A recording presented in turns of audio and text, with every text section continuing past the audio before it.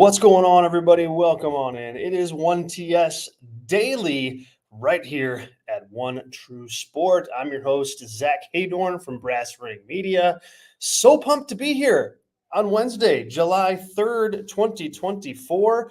Happy 4th of July to those who are celebrating. Hopefully everybody has a safe holiday out there. I think you got to say that. On 4th of July, given the circumstances of the holiday. I'm super pumped to be here. We got a lot to get to. It's been a busy, just 24 hours in pro wrestling, and we've got a busy night tonight with AEW Dynamite and the Forbidden Door Fallout show for Tony Khan and company. So a lot to get to here, and we'll get going in just a second.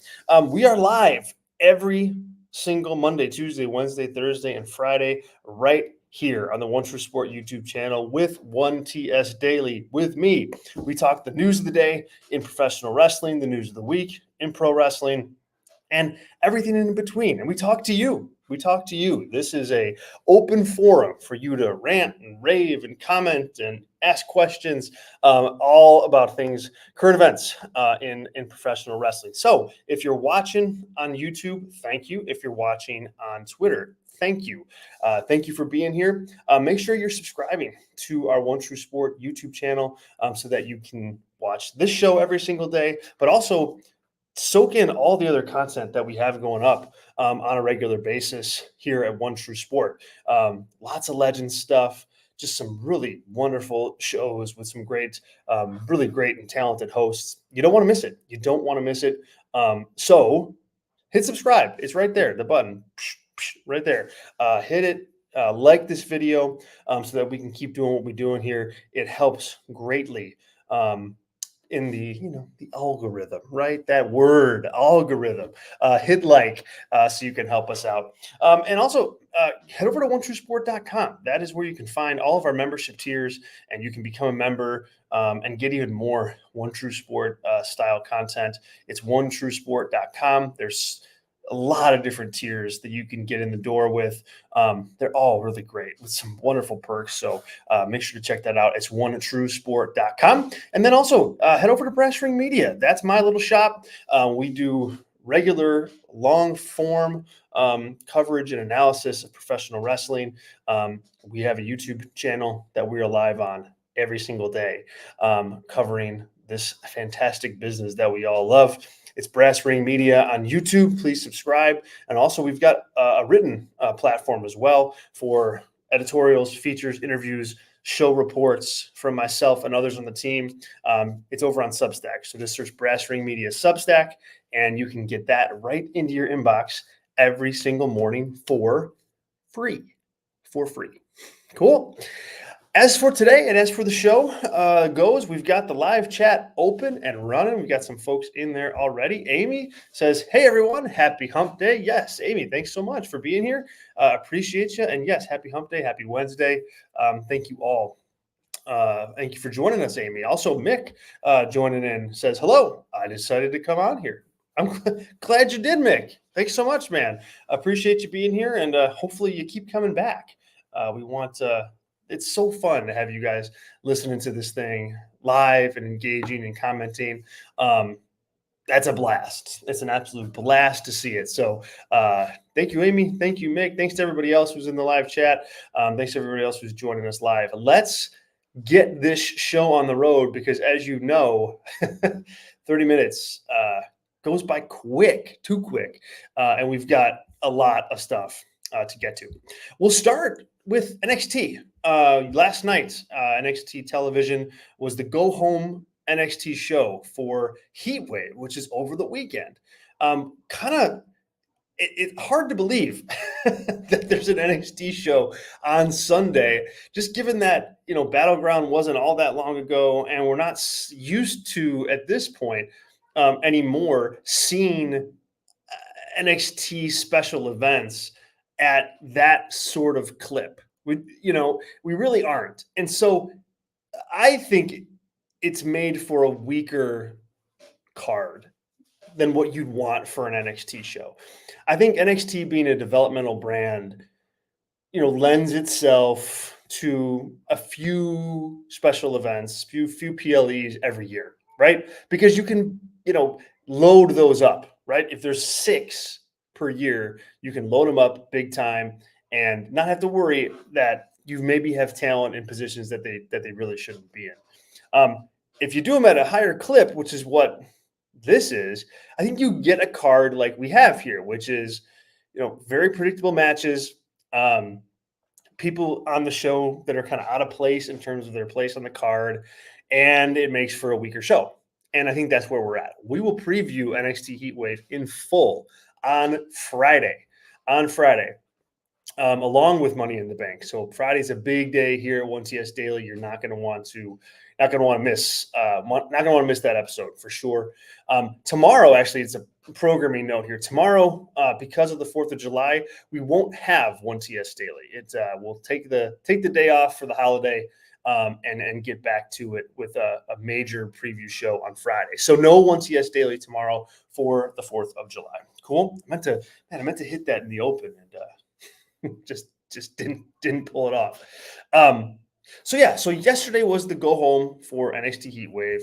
2 major segments kind of anchored that show. We had Lola Vice and Roxanne Perez squaring off face to face in the ring, and then we had a contract signing for the NXT Championship match. Sean Spears, Javon oh my God, I'm forgetting the guy's last name.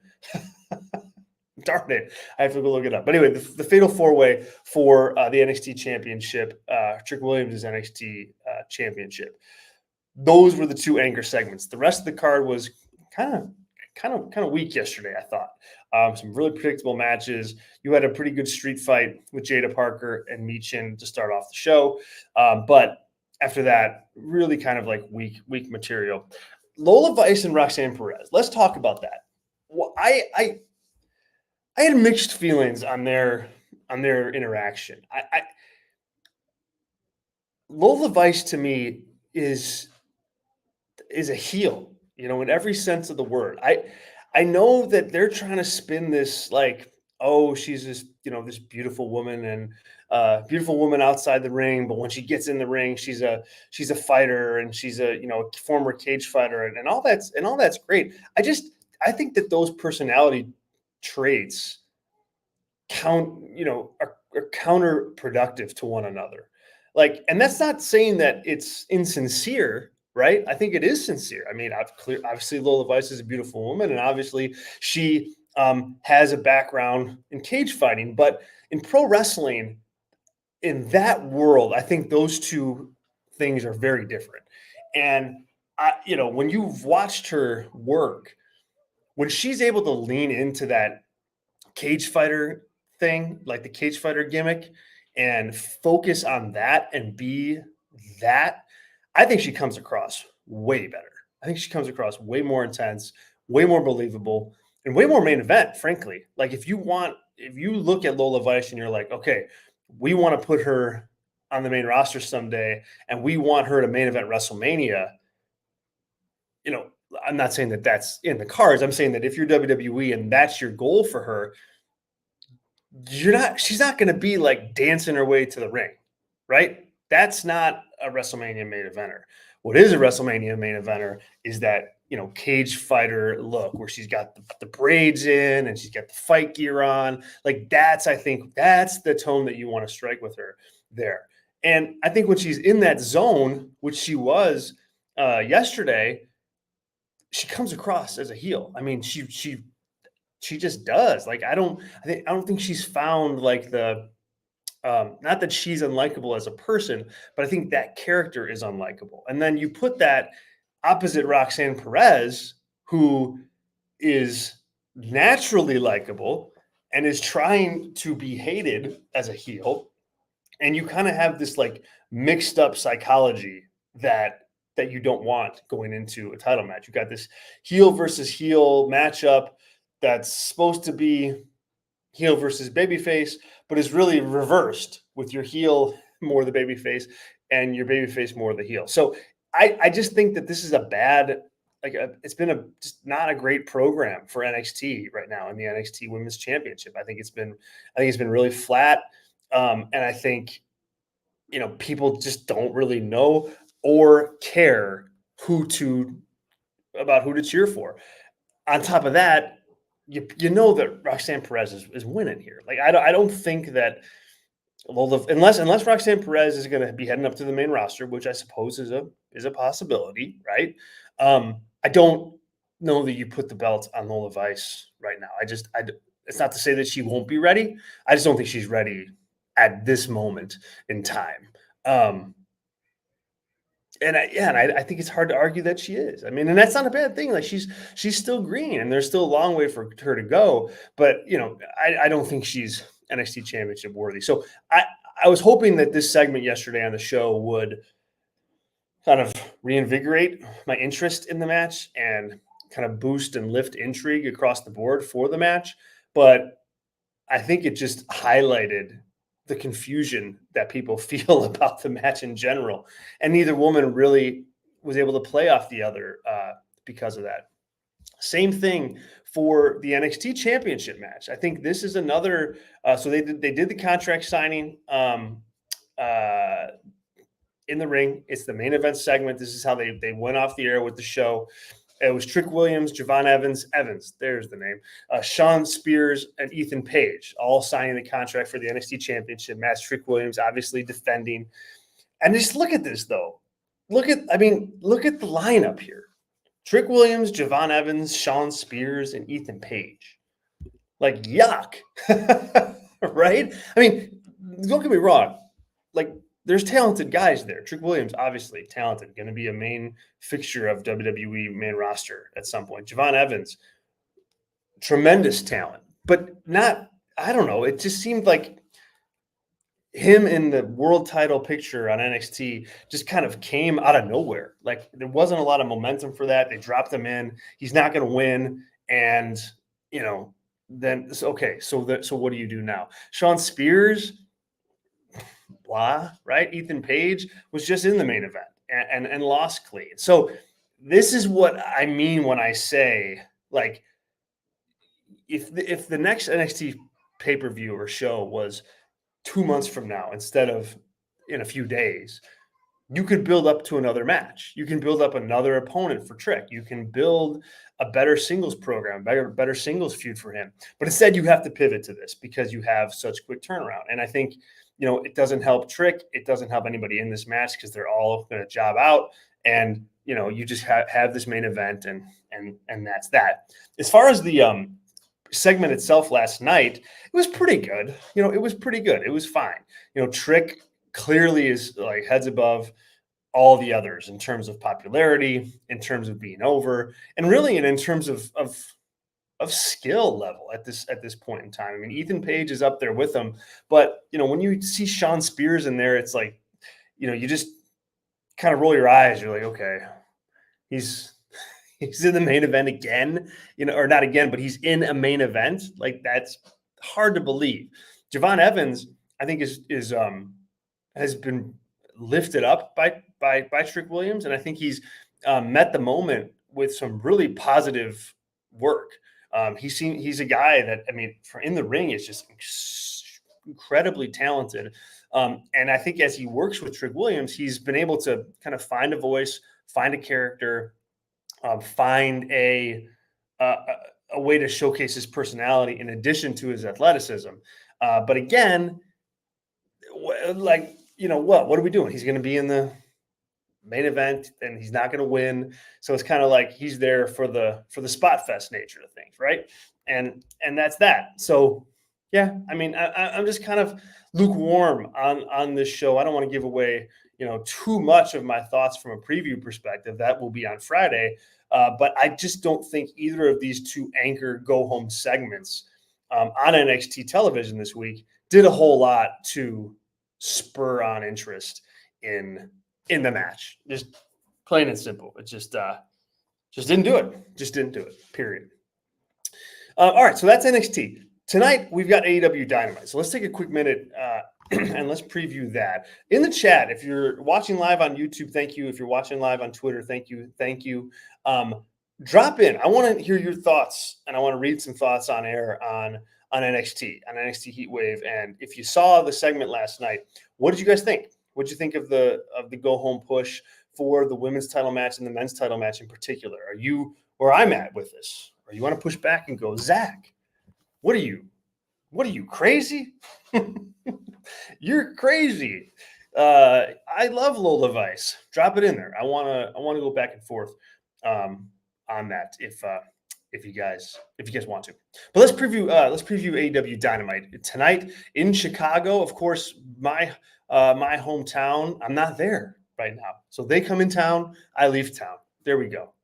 Such is life. Such is life during the holiday season. But they will be in Chicago, and they've got quite a bit on deck for the event tonight. Will Ospreay versus Daniel Garcia for the AEW International Championship. Jeff Jarrett is going to face the wild card in the Owen Hart Cup tournament. We will get to that in a second. Willow Nightingale versus Chris Statlander in the semifinals of the Owen Hart Cup tournament. Pac versus Bryan Danielson in the semifinals of the Owen Hart Cup tournament. And two women's segments that AEW is promoting, a celebration for two belts for Mercedes Moné, and then Britt Baker returning to Dynamite and will be speaking on the show. So that's a pretty stacked lineup, I think, for AEW Dynamite coming out of Forbidden Door. Now, here's the thing: they're gonna have viewership issues tonight. I mean, no question about it. It's July 3rd. I mean, there's a lot of folks that are with family. I'm with family. There's a lot of folks that are going to be seeing fireworks. Like, they're going to have an issue with viewership. I still give props to AEW for loading this show up and making it feel like a post-pay-per-view show. They had a lot to get to on this show coming out of Forbidden Door. You had to get to Britt Baker stuff. You had to get to Mercedes Moné. You had to have some sort of you already promoted the Will Ospreay versus Daniel Garcia match that was going to be taking place. You had to deliver on that. You put the wild card reveal on this show. That's good. So, they're making it feel like a pay-per-view Fallout episode of Dynamite. And I think that's good, regardless of like the reality that they're going to have issues with viewership. It's okay. People are going to come back and people will feel bad that they missed a good show. It is what it is. I like what they've put together here. Let's talk wild card. Who do you guys think it's going to be? In the chat, drop it in. Who do you think it's going to be? Is it Ricochet? He's on the alumni page now of WWE.com, which usually means he's okay to work other places. Is it Hangman Page? Is it somebody from New Japan? Like, who do you think that this is going to be? Andrew says here, Hangman. Thanks so much for joining us, Andrew. Appreciate it. Yeah, Hangman. Hangman's my pick too. I think it's going to be Hangman Page. And I think you're looking at a Hangman versus Bryan Danielson final. That is going to be an interesting match to watch if that happens, because you can take things multitude of different directions with that match. Does Hangman win and face Swerve It All In? There's history there, obviously. Does Danielson win and face Swerve It All In? There's story there that AEW has put behind. So I think that's a really intriguing final for the Owen Hart Cup tournament. And we'll see what happens. But yeah, I think we're going to see Hangman Page here. And the reason I think that is because, number one, the Young Bucks called out the fact that they were the ones that picked the wild card. So, and it makes sense for them to pick Adam Page. Now, in storyline, they removed Page from the Elite, back before Page took his time away. That's a storyline reason why he's not been with AEW and not with the Elite, because the Bucks essentially, fired him, just like they did Kenny Omega. So that's one of the reasons why I think he's going to be back in the fold with the Elite as a heel. And I mean, that is a interesting twist. And that's what makes me really think that, Paige is going to be winning the Owen Hart Cup tournament and facing Swerve. Remember, the AEW has planted seeds all around since the Young Bucks kind of had this takeover gimmick of AEW going as EVPs, where they've been at odds with Swerve. They've set the table for Elite versus Swerve. And so this is a good way to capitalize on that, and for Adam Page to get brought back into the fold in a really big way. So I think it's going to be Hangman Page. I also think, with Blood and Guts out there as an announced thing at the end of this month, you want to start building to that match too. And, I think we know that the Young Bucks are going to be involved with it. Swerve was a part of the reveal of the announcement that match is going to be happening. And so, he's going to be involved with it. What a better way to, further drive, interest in Swerve Hangman if you have those two in a Blood and Guts match with one another.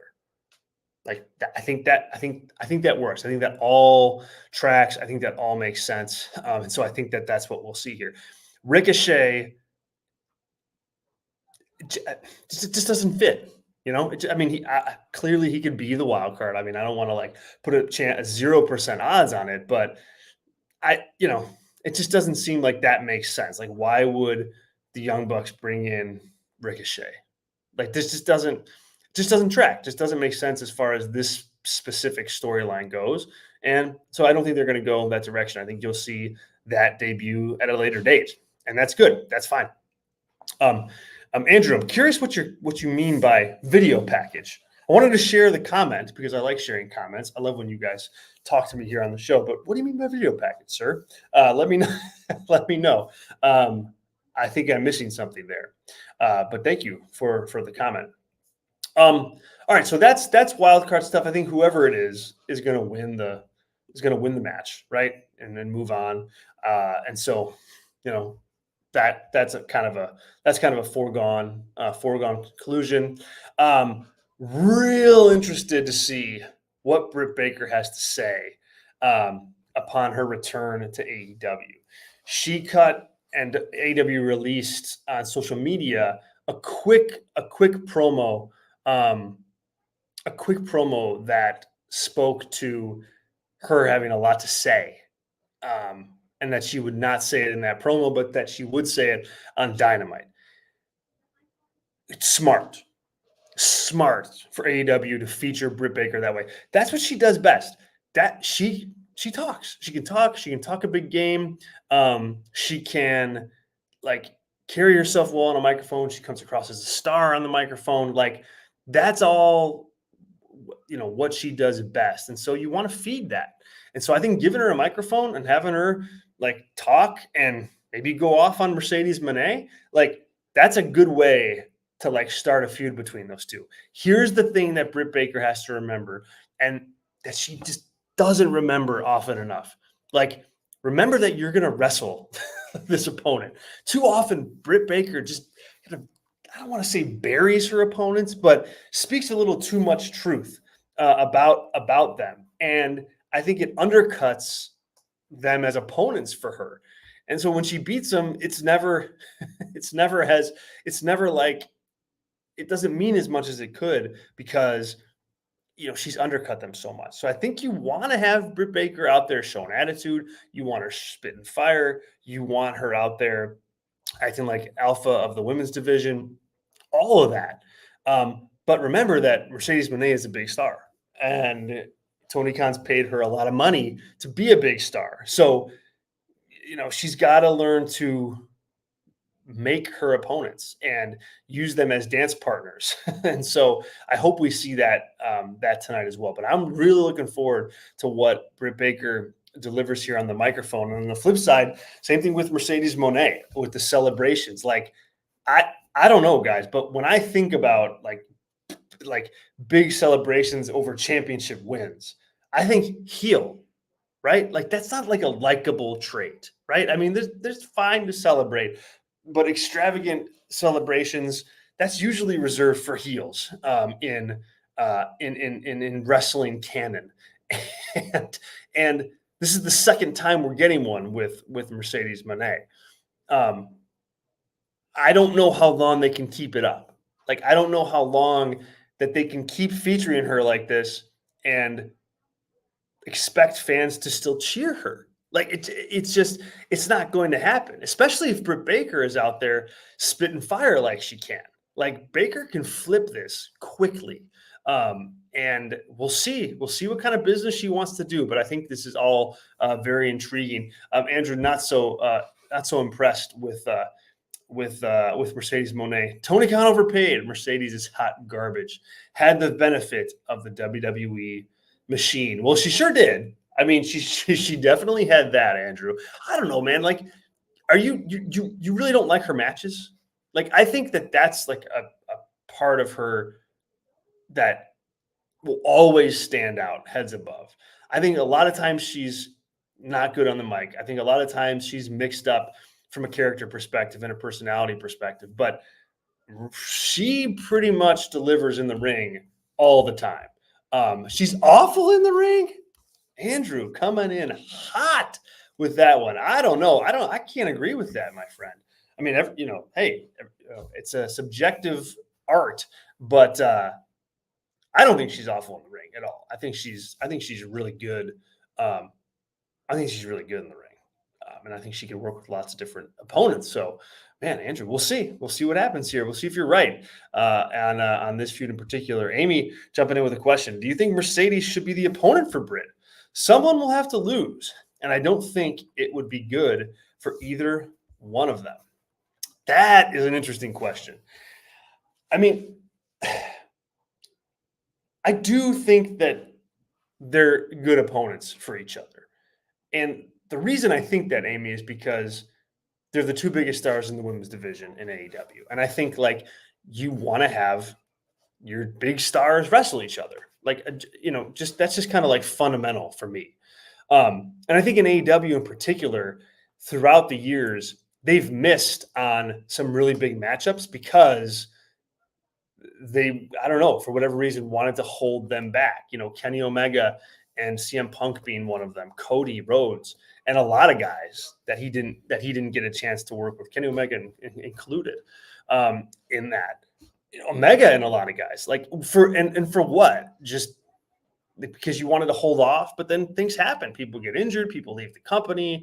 There's a global pandemic. I mean, there's a lot of things that can happen that can derail potential long-term plans. So to that end, I'm glad that they are going with this match when they can. Britt's healthy, Mercedes is healthy, go for it, do it.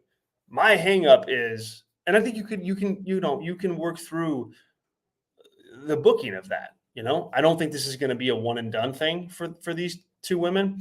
And so you can book it in a way that, we get one wins one wins the other, and you do a rubber match down the road. Like you can pull something like that. My hang up with this, and this is what I mentioned over at Brass Ring Media for members during our PLE pay-per-view for review show for Forbidden Door, that it should be for the world title. I mean, the fact that this match is going to take place for a secondary championship in AEW really hurts the AEW Women's World Championship brand as a title. Like your top match that you can do in the women's division is not going to be for the Women's World Championship. I don't know. Call me old school, but I think that's more of an error than having the two of them wrestle each other at the moment. Hopefully that answers your question, Amy. And thanks so much for it. That was awesome. Appreciate you. Okay, and then let's see. What else here on AEW Dynamite? Yeah, then we've got the Owen Hart Cup matches. We've got Will Nightingale and Chris Statlander. That should be good. I mean, they've put some time behind that one. Pac versus Danielson should be another good match. I think we know that Danielson's going to win that one. And then Will Ospreay versus Daniel Garcia for the International Championship. I don't want to for sure call out a well, why not? Why not make a couple predictions here? I think we see Don Callis in this match. I think we see Don Callis. I think man, part of me wants to predict that he costs Ospreay the international championship. I think that'd be the right move if you're booking the show and if you're booking Ospreay, so that you can, get the title off Ospreay, and so he's not saddled with that, fourth championship on the men's side, and can go on to bigger and better things.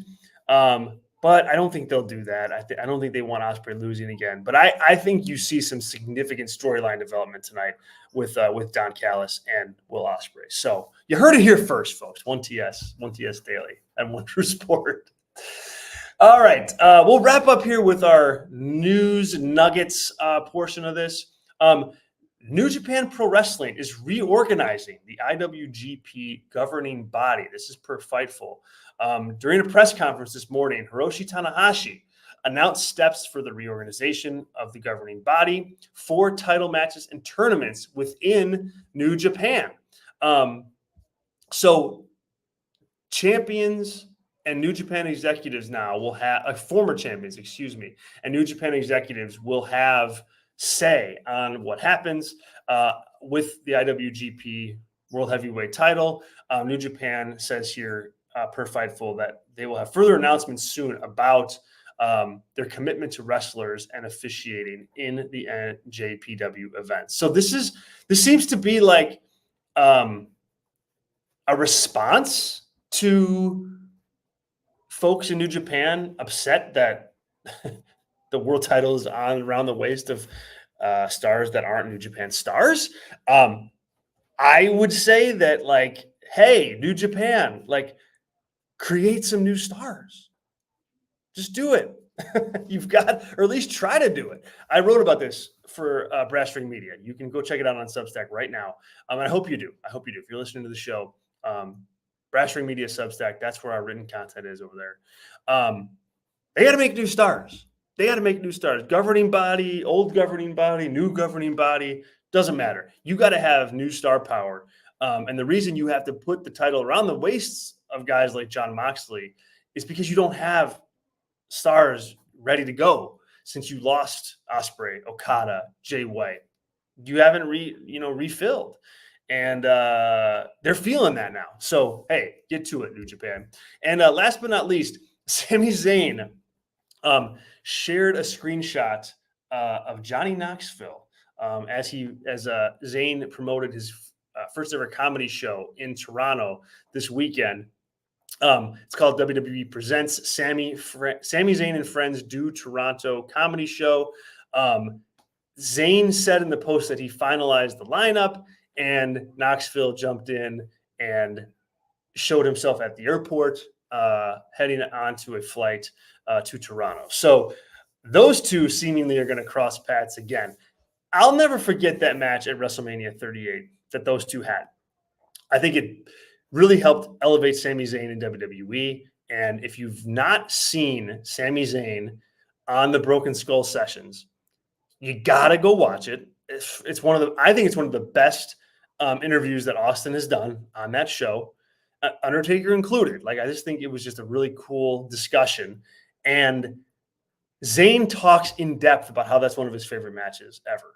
The one with Knoxville at 38 and the reasoning behind it. And he just was so insightful and transparent into that match. Go watch that interview and then watch that match.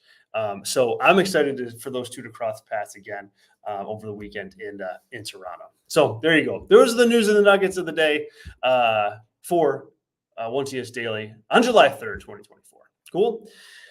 All right, guys, we'll wrap up there. We're a little bit over, but that's all right. Why not? Why not? It's the 3rd of July, right?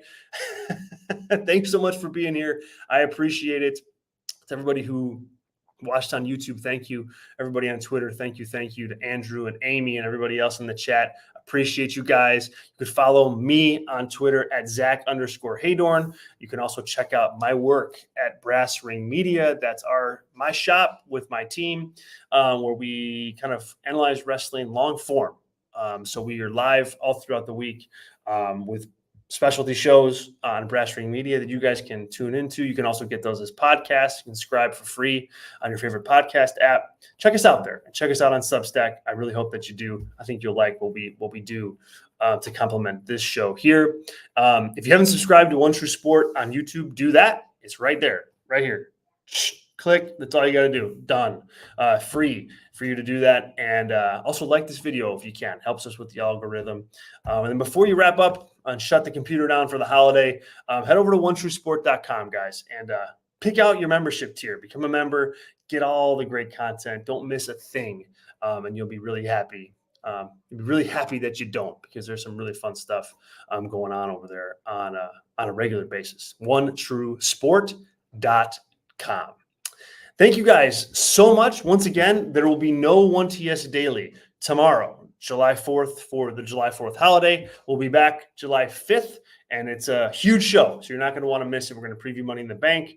We'll preview NXT Heatwave in full and talk about AEW Dynamite and the fallout from that. Cool. Don't miss it. Thank you so much. Happy 4th of July once again to those who celebrate. Have a safe holiday. I will see you guys on Friday right here, same time, same place, 11 Eastern, 1TS Daily on One True Sport. See you guys. Thanks.